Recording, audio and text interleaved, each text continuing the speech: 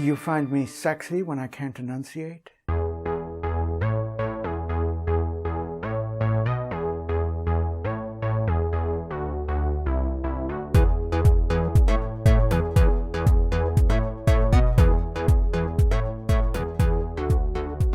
Hey everyone, welcome to Mike's Little Lookbacks.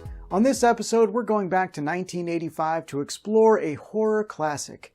In my last video, I said that Ernest Goes to Camp was next up, but after filming that video, life got in the way and it was released later than anticipated, so now summer is over. Since we're in the spooky season, it made sense to put Ernest on the back burner, so this is my little look back at Fright Night. Fright Night is a supernatural horror film about a teen named Charlie Brewster who believes his next-door neighbor is a vampire. The film was written and directed by Tom Holland.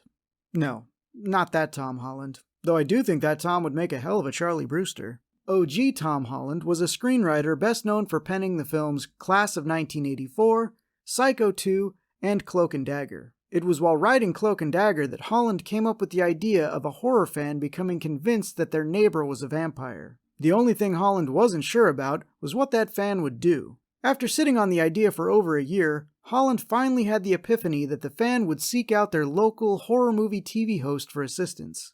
After coming up with this idea, Holland knocked out the first draft of the script in 3 weeks. He must have been working vampire hours. Vampire hours.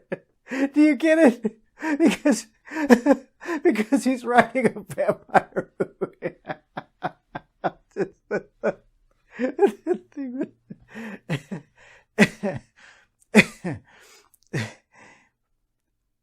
Sorry. Holland wrote the script with himself in mind for directing the project. He had been disillusioned after the disappointing end product that was made from a previous script he had written, Scream for Help. Fortunately, Holland had garnered enough goodwill from his other scripts that the head of Columbia Pictures gave him the green light to direct the movie. Despite giving the go-ahead, Columbia did not have high hopes for the film. It was given the lowest budget of any Columbia film to that point. The studio was more interested in a John Travolta, Jamie Lee Curtis film called Perfect that they were convinced would be a big hit, so they pretty much left Holland alone to make the movie he wanted to with no interference. And just how big of a hit was that Travolta-Lee Curtis flick? It made $12.9 million worldwide against a budget of $20 million and was panned by critics? Yeah, that checks out. People running the studios never really know what the masses actually want to see. They want vampires, damn you! Sexy, sexy vampires reciting Shakespeare. But soft, what light through yonder window breaks? It is the east and Juliet is the sun. The sun? Okay, maybe they don't want to see that. The role of Peter Vincent, the TV horror host, was written specifically for Vincent Price. The character's name is even a mashup of his name and Peter Cushing's, two great horror icons. Unfortunately, by this point in his career, Vincent Price had been so typecast that he had stopped accepting roles in horror films. The head of Columbia Pictures suggested Roddy McDowall for the part. Holland liked the idea as McDowall had just starred in Class of 1984, which Holland had written. The two became friends, and sometime after the film, McDowall invited Holland to a dinner party where he got to meet Vincent Price. Apparently, Price was flattered that the character of Peter Vincent was an homage to him, and he thought the film was wonderful. The role of the vampire, Jerry Dandridge, went to Chris Sarandon, who was not interested in doing a horror movie when first given the script. After looking it over, though, he thought it was one of the best scripts he'd read in a long time. He was afraid of getting typecast as villains, but the character really resonated with him because he felt it was more than just your average monster movie. I guess he thought it was a role he could really sink his teeth into. What is wrong with me? Sarandon was also allowed to help mold the character of Jerry. In the original script, the character was more villainous, but Sarandon suggested ways to humanize the character, like implying that the character of Amy was the reincarnation of his lost love. Sarandon had also researched bats and learned that most bats survive on fruit. This led him to deciding that Jerry had some fruit bat in his lineage, hence why Jerry is always seen eating fruit in the movie. Are we sure it was that and not just Chris wanting to cut out the craft services middleman and get his snacks delivered straight to set? William Ragsdale plays Charlie Brewster in the film. Casting director Jackie Birch remembered Ragsdale from his audition for the film Mask, which he lost out on to Eric Stoltz. After auditioning for Charlie several times, Ragsdale would finally be given the news that he won the part on Halloween night in 1984. What a Halloween treat! I really hope he fanged someone for the role. Okay, seriously? I think these fangs are making me dumber. Rounding out the cast was Amanda Burse as Charlie's girlfriend, Amy Peterson, Stephen Jeffries as Charlie's frenemy, Edward Evil Ed Thompson, and Jonathan Stark as Billy Cole, Jerry's loyal manservant. Vampires get all the cool stuff. Super strength and speed, the power of persuasion, eternal life, and manservants. Manservants? Menservants? What's the plural on that? Principal photography began on December 3, 1984, and wrapped on February 23, 1985. The production was mostly a smooth one, except for the schedule needing to be altered at one point to accommodate William Ragsdale after he broke his ankle during a scene where he was running down a staircase. It wasn't really too big of an inconvenience, though, and Ragsdale was able to shoot many of his scenes while wearing a cast. As with any horror production, makeup and special effects were a big part of it, and it seems these caused the most issues on set. All of the cast members playing vampires would eventually have to wear contact lenses for the vamped-out eye effect, but in those days, the lenses were made of hard plastic and were incredibly uncomfortable to wear. The cast could only wear them for about 20 minutes at a time, and were blind while doing so.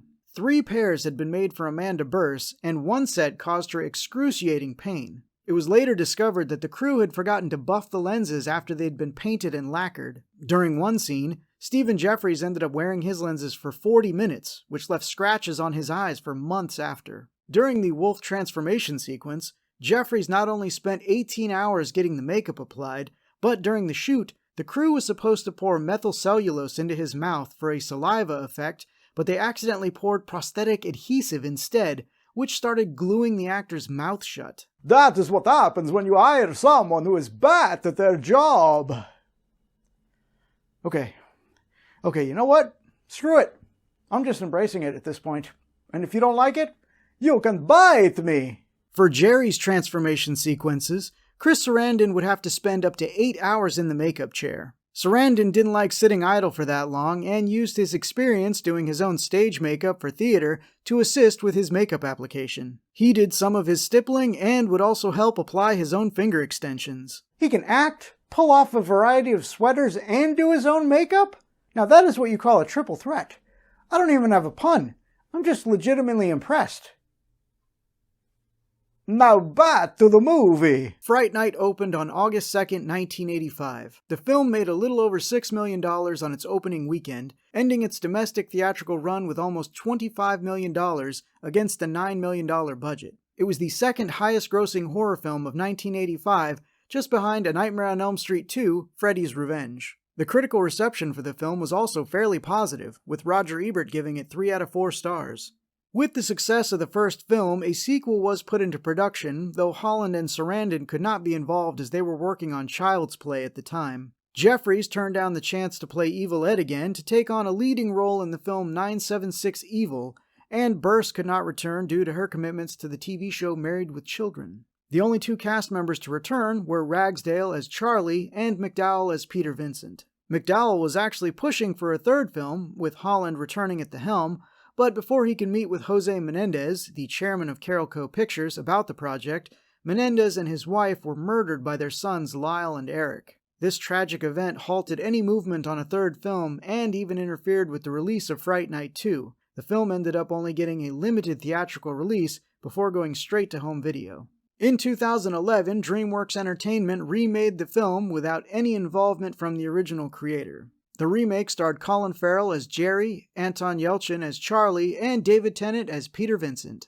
A straight-to-video sequel to the remake was made in 2013 without any of the cast returning from the 2011 film. So, where does that leave Fright Night today? In October of 2020, Tom Holland announced that he was writing a direct sequel to the original film that would ignore the 1988 sequel. He's calling it Fright Night Resurrection, and he's hoping to bring back as many original cast members as he can, though at this time, it's unclear if that film will ever come to be. Fright Night is a movie that I didn't see in theaters. In fact, I saw it on video after I saw The Princess Bride, which came out 2 years after. I know because when I first saw Fright Night, I never found it scary because I was too hung up on the fact that Prince Humperdinck was a vampire. Despite that, I do have some fond memories of this film, so let's fire it up and find out if it holds up.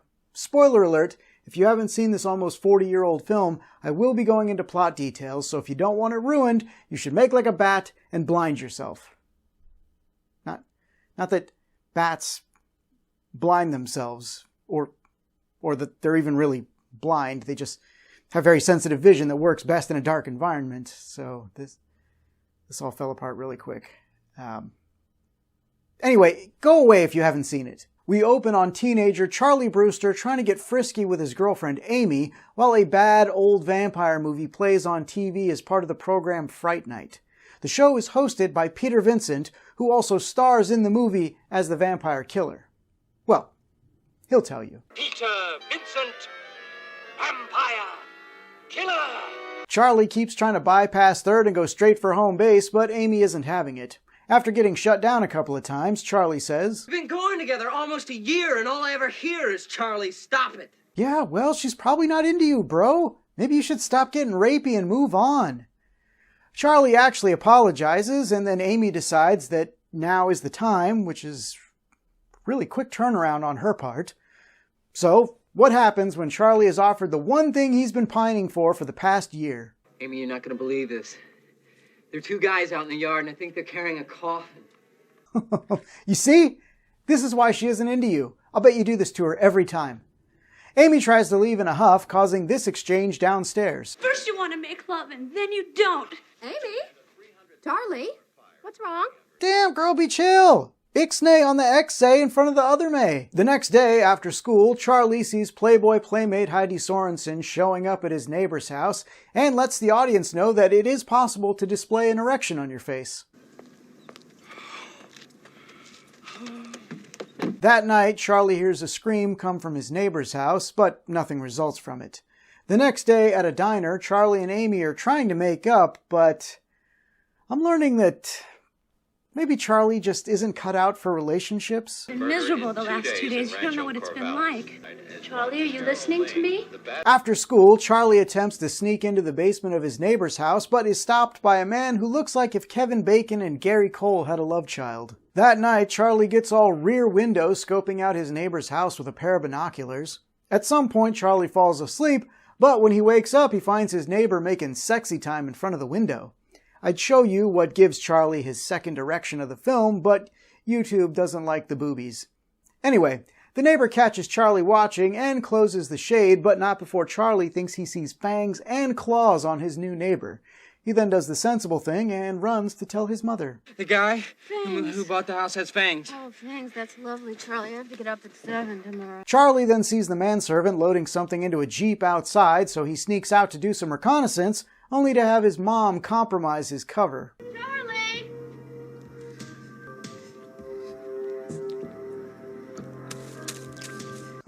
I think we've all been there, am I right? Charlie tries to convince his mom and then later Amy that his neighbor is a vampire. Amy takes the news weirdly. Charlie, is this some sort of a trick to get me back? What? How does my neighbor's a vampire equal I'm sorry for pushing you to have sex and then ignoring you when you were ready? Where does this movie take place? Maybe it's a regional thing. Charlie decides to bring the police to his neighbor's house, but he doesn't tell the detective that his neighbor's a bloodsucker, instead saying that he saw them carry a woman's body out of the house in a plastic bag.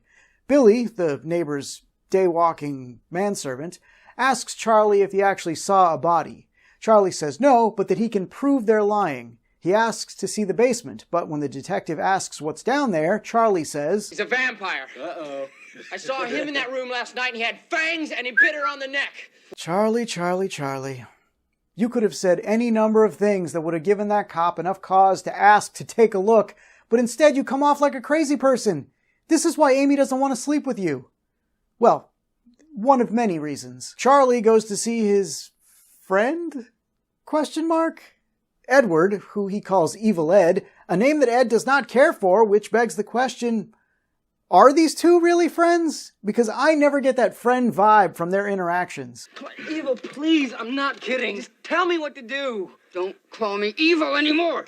Charlie asks Ed for advice on dealing with his vampire neighbor. Ed asks why he should help him, so Charlie says, Look, I've got $8. You help me and it's yours. Really? $8?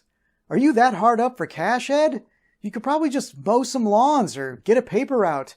At least then you don't have to worry about being a vampire snack by proxy. Ed gives Charlie a cross and lays down some ground rules for dealing with a vampire. Garlic, holy water, the usual stuff. You know, the kind of stuff that a kid who religiously watches a show called Fright Night that features vampire movies should already know. Anyway, the last thing Ed tells Charlie is that a vampire cannot enter his house without first being invited by the homeowner. Huh. I wonder what's going to happen in the next scene. This is our next door neighbor, Jerry Dandridge. Hello, Charlie. Later that night, Jerry breaks into Charlie's house and makes him what I would consider a very sensible offer. Forget about me, Charlie. Forget about me, and I'll forget about you. Take the deal. Take the deal. What do you say, Charlie? Oh, Charlie, Charlie, Charlie. I should not be rooting for the vampire right now. Jerry very slowly attempts to kill Charlie, but retreats after getting stabbed in the hand with a pencil and Charlie's mom waking up.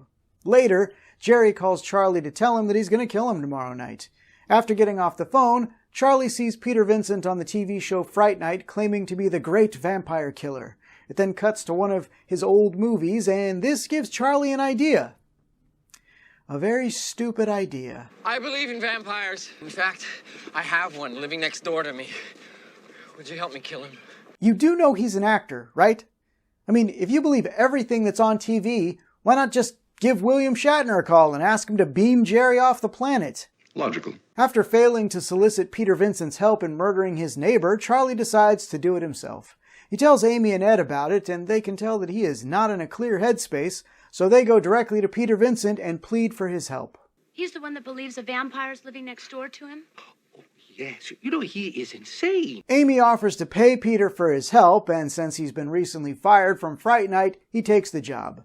They convince Jerry to allow Peter to put on a show involving fake holy water to convince Charlie that Jerry is not a vampire.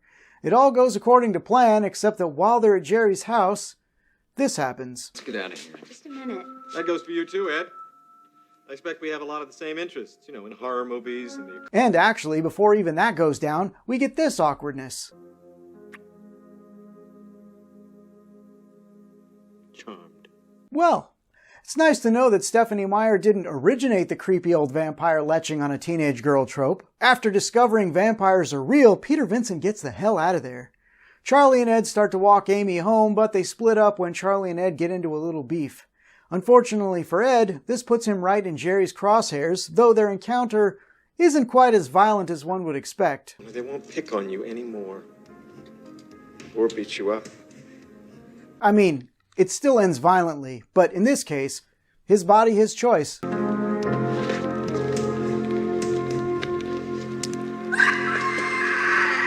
Jerry begins pursuing Charlie and Amy. They flee into a nightclub where Terry Silver manipulates Daniel into breaking a guy's nose for trying to dance with Jessica.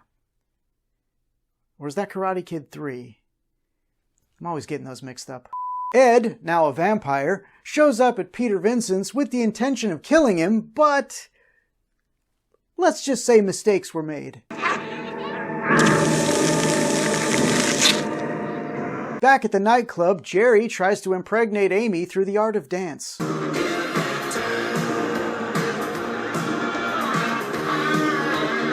Dude, I know she's got a mom haircut, but she's like 15 or 16. What the f***?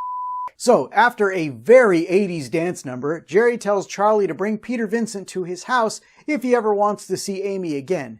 He then attempts to leave with her, but security intervenes, getting killed and causing a huge panic at the disco. Okay. I'm legitimately sorry for that one. Jerry gets away with Amy, causing Charlie to head over to Peter Vincent's to ask for his help. Peter is not interested. In fact, he's packing his bags to get out of town. He admits to Charlie that he's terrified and refuses to help.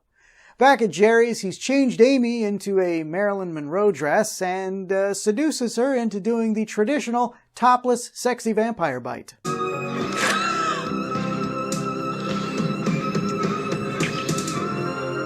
Charlie shows up to Jerry's alone, but before he can go inside, Peter Vincent arrives, having had a change of heart. The two head in to save Amy, but things go pear-shaped almost immediately because Peter doesn't really have faith in what he's doing. This causes Peter to flee once more while Charlie gets knocked unconscious. Peter runs to Charlie's house where he encounters Ed once again. Ed turns into a wolf, lunging at Peter, but getting impaled on a broken table leg. The scene is one of the most grotesque, while also being one of the most heartbreaking in the film.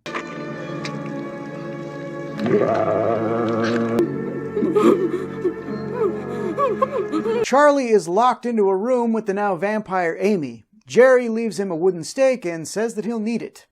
Peter steals his resolve, removes the table leg from Ed's body, and heads back over to Jerry's house. Are we not worried about Charlie's mom finding this naked dead kid in her entryway?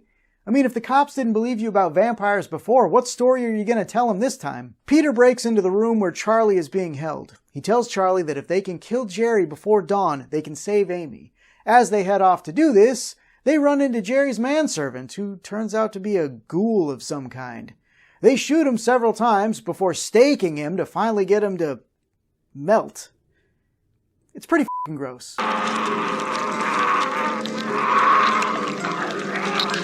Also, can we talk for a minute about how Jerry reacts to crosses? It is the most silly, ridiculous, over-the-top thing I've ever seen, and I can't get enough of it.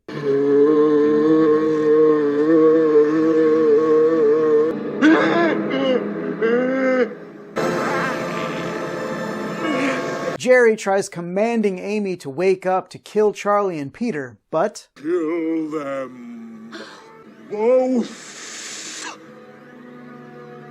I mean, it checks out. Have you ever tried waking someone up to get them to do something while they're napping? Impossible! Amy finally wakes up and apparently got some extensions? I mean, I dig it, but like... if that's part of the turning process, then why didn't Ed get any long flowing locks? As it nears dawn, Peter and Charlie have a final confrontation with Jerry. Peter finally has faith, allowing his crucifix to drive Jerry back. And then this happens. I don't find clocks are here! Yeah! It's 8 o'clock! In an act of desperation, Jerry turns into a giant bat creature and attacks. He nearly takes down both men until he's hit by sunlight, causing him to retreat to the basement. Well, you're screwed now, because there's no possible way Jerry left any weaknesses to exploit in the basement.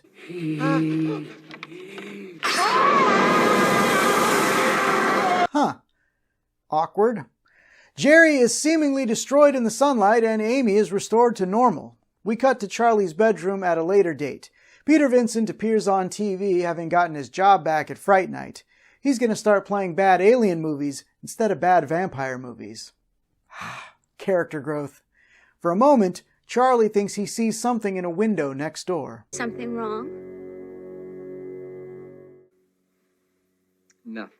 And then Charlie and Amy did it with Charlie's mom watching TV downstairs. The end. I'll admit that some of the effects in this film are extremely dated, and the vampire mouth prosthetics make the vamps sound ridiculous, but it still has a lot of great moments, and I think it stands the test of time as a horror comedy classic. Chris Sarandon is brilliant as Jerry, and Roddy McDowall is pitch perfect as the aging horror movie has-been Peter Vincent. I do find Charlie a little grating in places, but I think he's supposed to be. My biggest issue would have to be the awkward romance stuff between Jerry and Amy. It never hit me as a kid because you think in terms of, monster damsel in distress at that age, but as an adult, I see predator and teenage girl. And teenage boy. I don't want to discount Ed being swaddled in Jerry's trench coat. What are your thoughts on Fright Night? Is it something you watched when it came out, or was this the first time you've heard of it? Did you maybe see the remake without seeing the original? Would you try to kill your neighbor if you found out they were a vampire? Or have him turn you and let the party start forever? Let me know in the comments below. As always, if there is something from your childhood you want to see me tackle on the show, mention it in the comments. Now, if you'll excuse me. I'm famished. I have to fly out for a quick bite.